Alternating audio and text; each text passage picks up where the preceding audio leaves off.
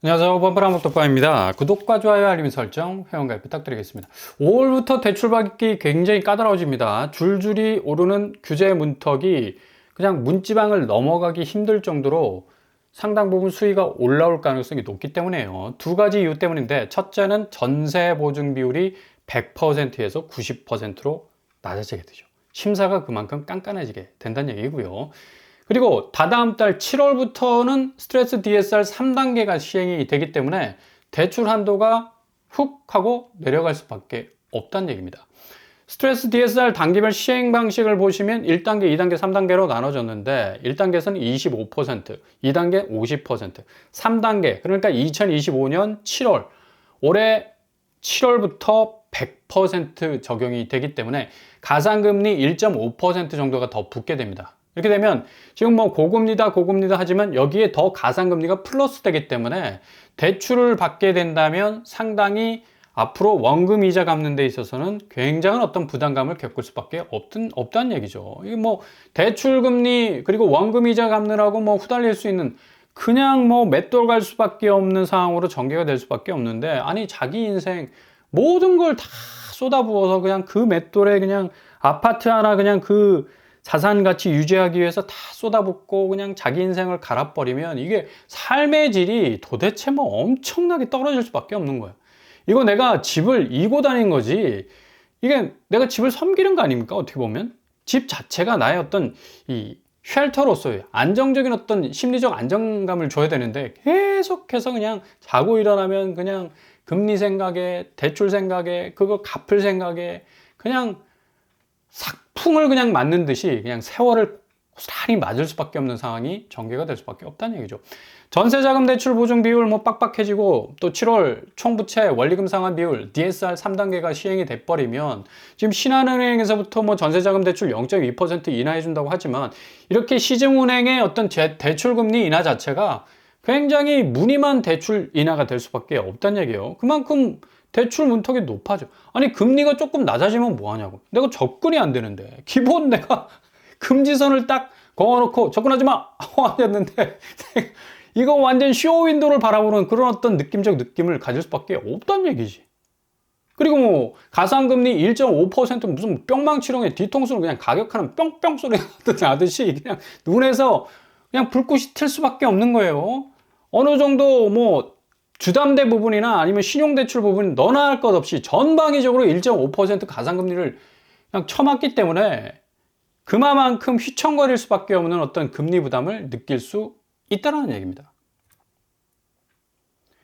지금 5대 은행에서 주택 관련 대출 뭐 8조 원 늘었다고 하지만 실질적으로 디딤돌, 버팀목, 정책대출 상품이 12조 원 됐기 때문에 자체적으로 은행 자체적으로 판매한 주택 관련 대출은 4조 원가량 줄어들었다는 기록이 나올 정도로 그만큼 그러니까 정책 대출은 어느 정도 유연성이 있어. 근데 시중은행 대출은 워낙에 빡빡하게 대출을 내주기 때문에 대출에 대한 접근성이 현저하게 떨어진다는 얘기지. 그래서 늘 우회로를 생각하시라, 틈새를 보시라 라고 말씀을 드렸는데, 내가 대출 파일을 조금씩 줄여나가는 것이 오히려 옛날에 뭐 로또 분양을 통해서 시세 차익 뭐 엄청나게 챙겼다는 것과 똑같은 함수 관계가 될 수 있을 정도로 손실을 줄이는 것이 차익을 챙기는 것하고 똑같은 의미가 되어가고 있습니다. 그래서 서울 사시는 분들, 특별히 이 전세 부분에 대해서 고민이 많으신 분들은 장기 전세 절대로 놓치시면 안 된다는 얘기예요. 아니 서울 특별 시민이 가장 어찌 보면 누릴 수 있는 특권인데 이거 그냥 개무시하고 그냥 무조건 나는 전세 아파트 직진할 거야. 전세자금 대출을 받아가지고 집을 사기 전에 뭐 금리 엄청나게 때려 맞아가지고 그냥 그거 갚느라고, 아니 집도 안 샀는데 전세자금 대출 금리 갚느라고 막 허덕거리는 사람들 많이 봤습니다. 아니 10년 20년 장기 전세 살 수 있는, 그것도 저비용으로 진입할 수 있잖아. 이런 데는 여러분 놓치면 안 된다는 얘기예요. 이번에 모집 공고 오늘 발표했습니다. 서울시 장기 전세 접수 기간은 5월 13일부터 14일, 어느 정도 좀 시간적 여유가 있죠. 그러니까 잘 필터링을 한번 거쳐 보시고요. 어디에서 뭐가 나왔나, 그리고 비용이 어느 정도 드는가 계산기를 한번 두드려 보실 수 있길 바랍니다. 일단 신규 공급으로 서울시 매입형에 있는데 이문 아이파크자의 신축 아파트입니다. 리버슨 SK뷰 롯데캐슬, 여기도 신축 아파트죠. 일단 전세 금액이 저렴합니다. 이문 아이파크자이 같은 경우는 5구제곱이 4억대. 그리고 리버슨 SKB 롯데캐슬 같은 경우는 5구제곱이 4억 5천 정도 되네요. 84제곱 정도 되면 이제 5억 정도 올라가는데, 그래도 주변 시세 이 전세금보다는 확실히 좀 경쟁력이 있다.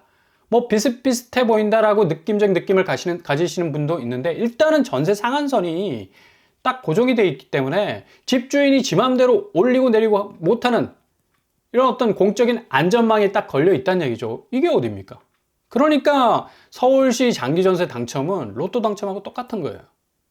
우선 공급 배정 이문 아이파크자리 나오게 되고요. 그리고 강남구, 강동구, 강서구, 구로구에서 두루두루 나오게 됩니다. 강남구는 수서 한이움, 그리고 고덕강일 2지구, 강동 리버스트, 강동 리엠파크 9단지도 나오게 되고요. 마곡지구, 천왕지구, 천왕 2지구에서 나오게 됩니다. 대부분 전세가가 3억, 4억, 그리고 5억대 이르게 되고요. 상암 2지구, 상암 월드컵파크, 마포구에서 나오게 되죠. 4억 7천 정도.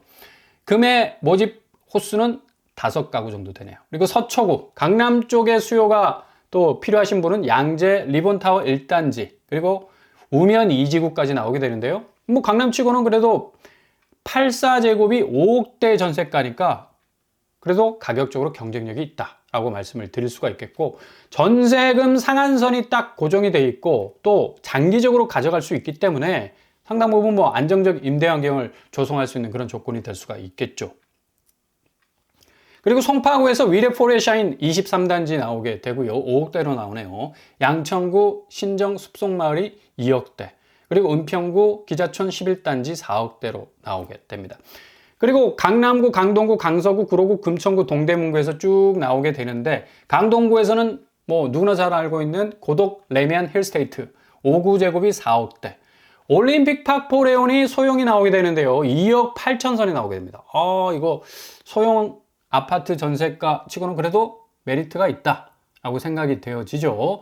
올림픽 파포레온이 지금 뭐 6억 정도 올랐다고 뭐 어깨뽕 딱 들어가가지고 지금 전세가도 막 끌어올리고 있는데, 그런 거 다 필요 없어. 일단은 장기 전세로 딱 진입하게 되면 2억 8천 정도면 충분히 뭐 메리트 있는 가격 아니겠습니까? 그리고 청량리역 롯데캐슬 스카이 L65 2억 5천 수순에 나오게 됩니다. 여기도 뭐 굉장히 입지가 좋은 곳 아닙니까?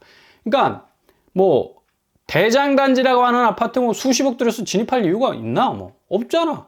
그곳에 가장 좋은 인프라 내가 쫙쫙 빨아들이면서 뭐 10년 정도 아주 느긋하게 누리면서 공공분양 또 무순위 틈새가 나는 대로 뭐 공략을 하면서 충분히 이런 임대 환경 속에서 내 집 마련을 위한 착실한 준비를 해 나갈 수가 있다는 얘기입니다. 이게 어디예요? 그죠? 그리고 레미안 원펜타스도 서초구에서 나오는데 여긴 좀 세다, 그죠? 5구제곱이 9억, 한 10억에 가깝네요. 근데 여기 특수한 또 수요가 있는 또 분들이 계시기 때문에 또 다른 여타의 주변 전세가보다는 그래도 경쟁력 있는 어떤 가격이 될 수가 있겠고요. 서울 리츠 형태로 나오는 곳은 조금 비쌉니다. 그래서 강남구, 강동구, 강서구, 구로구, 마포구, 성동구, 송파구, 양천구, 중랑구에서 쭉 나오게 되는데 4억에서 한 5억대로 나오게 됩니다. 근데 대신 전용 면적이 좀 커. 114제곱 정도 나오기 때문에 뭐 4인 가족 기준이라면 충분히 이곳에 진입할 수 있는 그런 어떤 이 기회를 마련할 수 있을 것 같고요. 아무튼 서울시 장기전세 이거 놓치면 안 됩니다. 현재 서울특별시에 거주하는 성년자인 무주택 세대 구성원이면 누구나 청약이 가능합니다. 단 외국인은 신청할 수 없겠고요.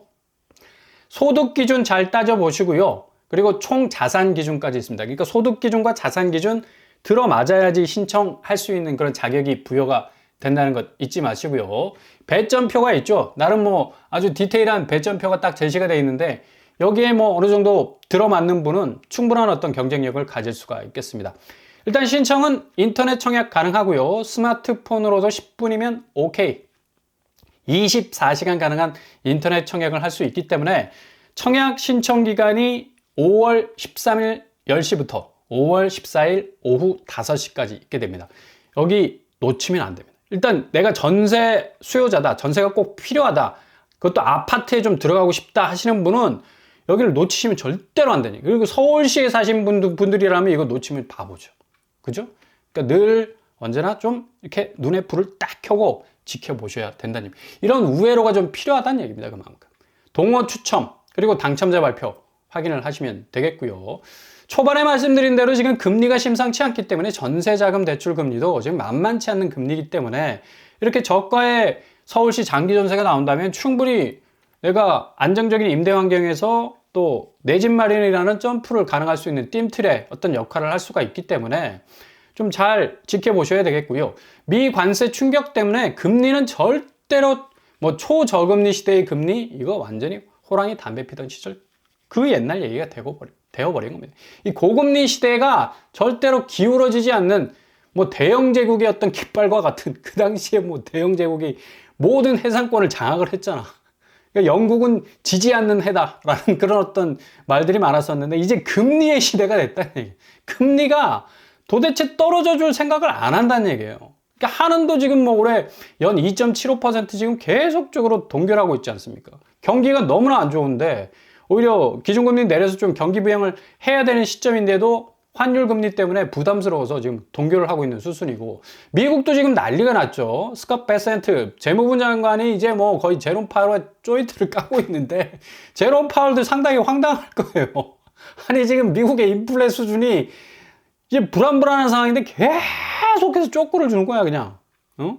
야 금리 내려 금리 내려 2년물 국채금리가 기준금리보다 낮아. 그 금리 내려. 계속적으로 지금 뭐 스트레스를 주고 있는 것 같은데 제롬 파월 연준 의장은 뭐 의지가 굳건합니다. 금리에 대해서 신중한 태도를 취할 수밖에 없다.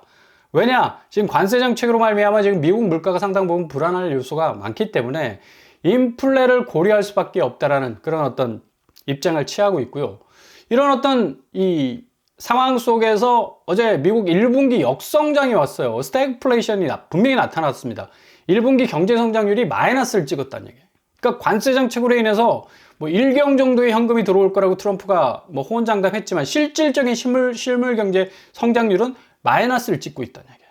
그만큼 지금 급하게 됐습니다. 그래서 트럼프가 아니 내가 금리 더 잘 알아. 그러니까 파월 연준 의장을 계속적으로 공격을 야 금리 내려 금리 내려 지금 프레셔를 주고 있는데 뭐 트럼프의 이 100일 동안의 이 정책들이 실질적인 지표는 지금 뭐 국민의 어떤 물가 체감도가 높아졌고 경제 성장률이 떨어지고 있는데 이거 아무리 자화자찬해도 이거 뭐 답이 없는 거라. 그러니까 자꾸 파월을 가지고 지금 건들고 있는데 파월이 교황되고 되고 싶은 거 아니냐 뭐 그런 농담도 던지고 있고요. 아무튼 파월은 IMF 비공개 회의에서도 연준의 독립성을 재차 강조하면서 상당히 강성으로 나가고 있는 것 같습니다. 둘의 이런 갈등 양상이 언제까지 이게 평행선을 달릴지 좀 지켜봐야 될 것 같고 이런 어떤 영향을 고스란히 우리나라가 받고 있기 때문에 금리 부분은 거의 고정적으로 고금리에 머무를 수밖에 없겠다. 지금 5월 6일, 7일 그러니까 다음 주에 FOMC를 열게 되는데 금리가 재차 동결될 가능성 아주 높습니다. 물가 수준이 안 좋고 인플레, 성장률이 떨어지면 조금 금리를 낮춰서 경기 부양을 해야 되는데 지금 제일 미국 연준이 빨간불이 들어온 게 지금 인플레입니다. 인플레. 오히려 이 인플레 때문에 미국 경제가 망가질 수 있다는 공포감이 쫙 시장 주변 저변에 지금 깔리고 있기 때문에 그러니까 지금 우리나라가 지금 이 금리 때문에 지금 우리도 난리가 났지 않았습니까? 2% 금리가 당장 뭐 5%로 지금 치솟을 가능성이 높은 게 혼합형 대출, 그러니까 고정금리에서 이제 변동금리로 바뀌게 되죠. 5년 전 2%대 금리로 대출받은 사람들, 차주들이 5년 지난 후 2025년은 거의 뭐 5% 넘어가는 금리로 이제 원금이자 갚아야 되니까 완전히 뭐 눈이 튀어나오게 생겼습니다. 이렇게 되다 보니까 뭐 경매 시장이 뭐 본물 터지듯이 물건이 쏟아져 나오고 있고 뭐 애물단지가 된 게 뭐 지식산업센터 11억이 2억이 될 정도로 완전히 그냥 뭐 휴지 조각 될 정도로 뭐 자산 가치가 내려앉고 있는 상황이고 지금 이러다 보니까 지산의 어떤 이 가치 저하는 결국에 아파트 시장으로 부메랑으로 돌아올 수밖에 없는 거고요. 특히 금리 부분이 고정에서 변동으로 바뀌면서 5% 급상승하지 않았습니까? 그러니까 영끌의 성지라고 불리는 갭 투자가 만연했던 노동강 경매가 4배 정도로 지금 폭증하고 있는 그런 추세를 보이고 있어서 이거 굉장히 금리 때문에 부동산 시장이 어마무시한 일을 당할 가능성도 상당히 높다는 얘기예요. 지금 이제 미국은 작년 말로 돌아가고 있어요. 트럼프가 관세 정책으로 인해서 어찌 보면 국채 시장에 불을 지펴가지고 국채 금리 낮춰가지고 미국의 5경 8천조나 되는 어떤 부채를 좀 갚으려 했지만 이게 뜻대로 안 됐잖아. 미국 국채가 폭락하는 바람에 미국 국채 금리가 올라서 미국이 쥐어줘야 하는 이자 부분이 부담이 상당히 가중됐기 때문에 이거 다시 돌아가자. 달러를 좀 죽이려고 했는데 안 되겠어. 그래서 다시 달러 인덱스 펌프질을 하고 있고요. 오히려 금값이 어마무시하게 치고 올라갔는데 이제 달러가 가치가 올라가니까 금값이 상대적으로 좀 떨어져 나가고 있고, 증시 부양해야 되죠. 단기적인 어떤 경제 성장률의 지표가 증시입니다. 그 증시가 결국 대통령 정책의 성적표라고 할 수가 있는데, 뭐 거의 반토막 나는 어떤 이 미국의 증시 시장이 다우와 나스닥과 S&P 500이 조금씩 부양이 되고 있죠. 가상화폐 시장도 지금 살아나고 있습니다. 비트코인이 거의 뭐 1억 2천까지 떨어졌었는데 1억 4천까지, XRP하고 도지코인도 역시 조금씩 오름세를 보이고 있는데, 가상화폐에 돈 넣으신 분들은 조금 이 불안한 마음을 조마조마 가지고 계셨는데 불장은 한번 꼭 올 한 해 찾아올 겁니다. 왜냐? 리플과 도지코인 ETF 현물 승인 6월로 연기가 됐다 하지만 알트코인 70여 개 정도가 본격적으로 승인을 받게 되면 뭐 엄청난 알트코인의 어떤 상승세를 그릴 가능성이 높기 때문이죠. 아무튼 미국은 다시 증시 부양으로 가고 있고 달러 강세로 다시 전환을 했습니다. 가상화폐 다시 리셋될 것 뻔하고, 결국 상대적으로 금값이 떨어진다는 조짐은 아무튼 자본시장이 2024년 쪽으로 기울어 가고 있다. 결국 아파트 시장의 균형은 상당 부분 이런 자본시장의 대변화의 지형도에 의해서 기울어질 것으로 보인다는 얘기죠. 피사의 사탑처럼 휘딱 옆으로 기울어질 수 있는 대조정기가 분명히 찾아올 것으로 보이기 때문에 잘 기다리신다면 좋은 기회 맞이하실 수 있을 겁니다.